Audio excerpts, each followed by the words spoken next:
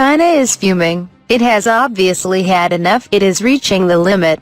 For decades it tried to appease the West, to play by international laws, to be a good and responsible member of the international community. And for decades it never interfered in the internal affairs of other countries. It sponsored no coups and attacked no foreign lands.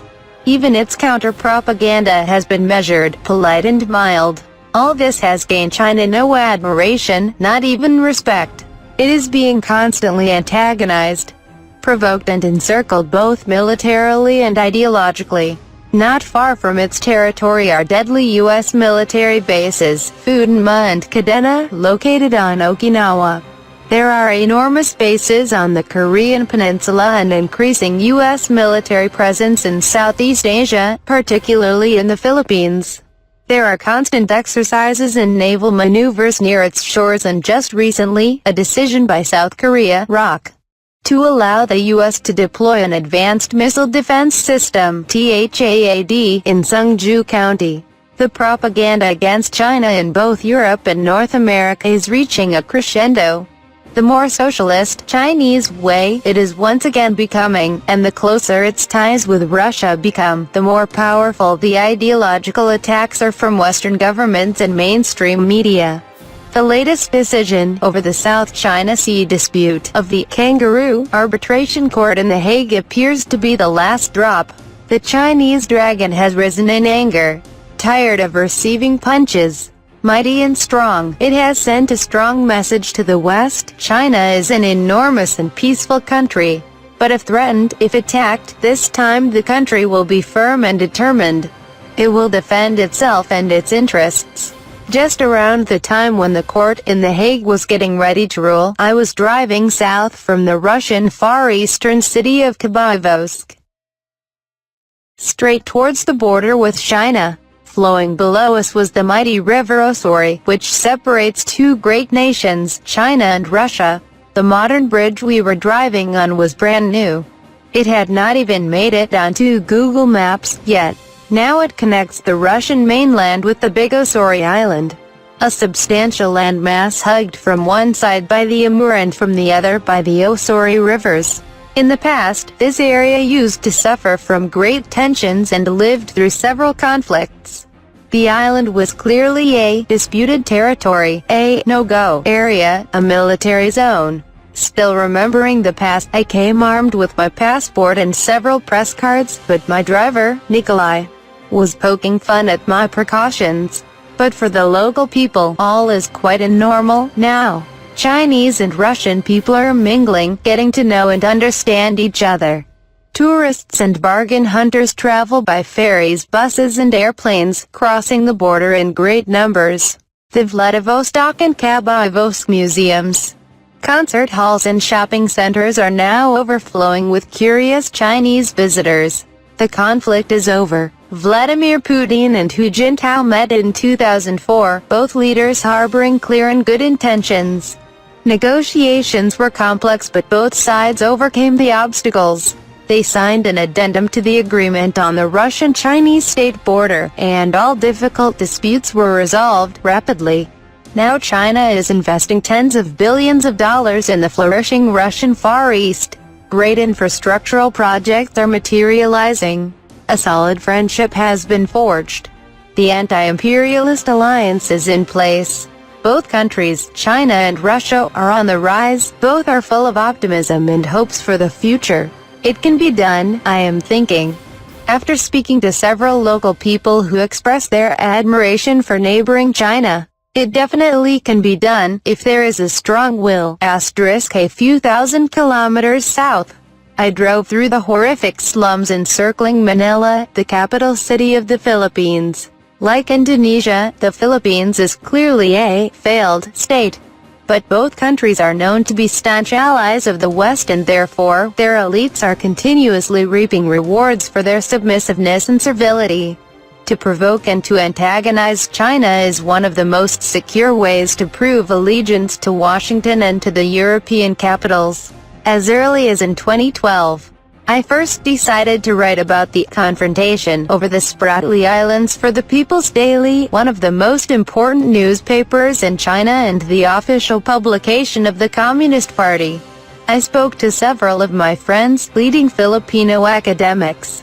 One of them, Roland G. Simblin, senior fellow and professor in development studies and public management at the University of the Philippines, spoke to me about the dispute as we were driving through Metro Manila.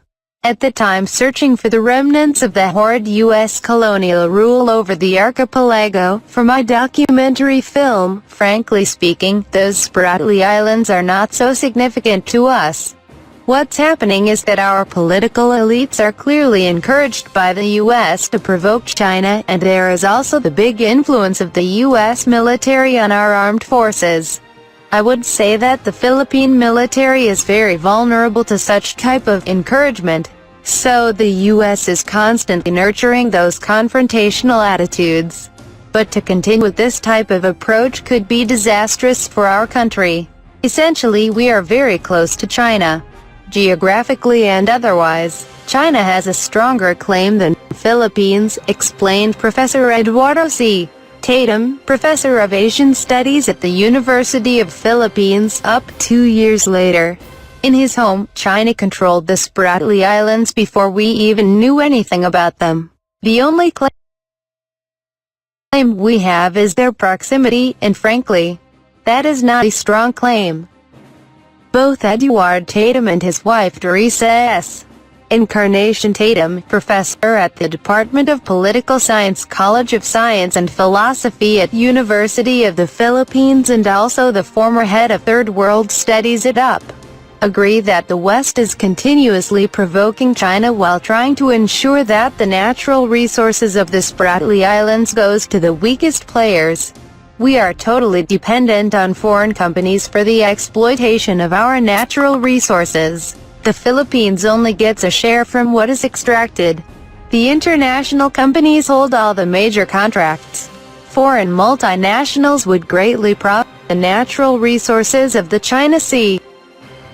If a weak independent country like this one were to be put in charge of them, in China, passions exploded right in July 2016, right after the final decision came from The Hague. As reported by Reuters on the 18th of July 2016, China has refused to recognize the ruling by an arbitration court in The Hague that invalidated its vast territorial claims in the South China Sea and did not take part in the proceedings brought by the Philippines. It has reacted angrily to calls by Western countries and Japan for the decision to be adhered to. China has repeatedly blamed the United States for stirring up trouble in the South China Sea, a strategic waterway through which more than $5 trillion of trade moves annually. China, Brunei, Malaysia, the Philippines, Taiwan and Vietnam all have rival claims, of which China's is the largest.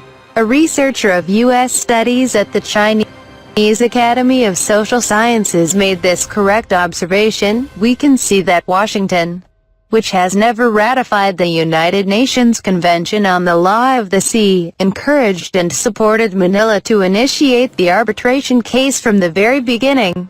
Many observers, in Beijing and abroad, pointed out that the ruling was clearly political, and that out of 4 judges were citizens of the EU.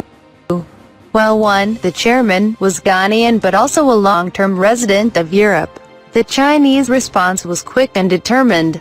The official newspaper, China Daily, declared on July 15. Beijing said on Thursday that it will respond resolutely if any party seeks to use the ruling in the unilaterally initiated arbitration on the South China Sea to harm China's interests. The position of China is clear. It is bound by several bilateral agreements with its neighbors, and it is willing to negotiate further, but not through the West and its institutions that are hostile towards China and towards all countries that are not ready to accept Western dictates. During a recent meeting in the Mongolian capital Ulaanbaatar, Vietnam's Prime Minister Nguyen Xuan Phuc met China's Premier Li Keqiang and declared that Vietnam stands ready to push for forward bilateral negotiations and properly manage differences with China, in order to contribute to regional peace and stability. Such approach is welcomed and encouraged by Beijing. Even in Manila, there are countless voices of reason emerging, calling for further and immediate bilateral negotiations with China. To antagonize China is not only wrong, it is dangerous and short-sighted. Beijing has been backing up and compromising too long. For many decades, it will not any longer.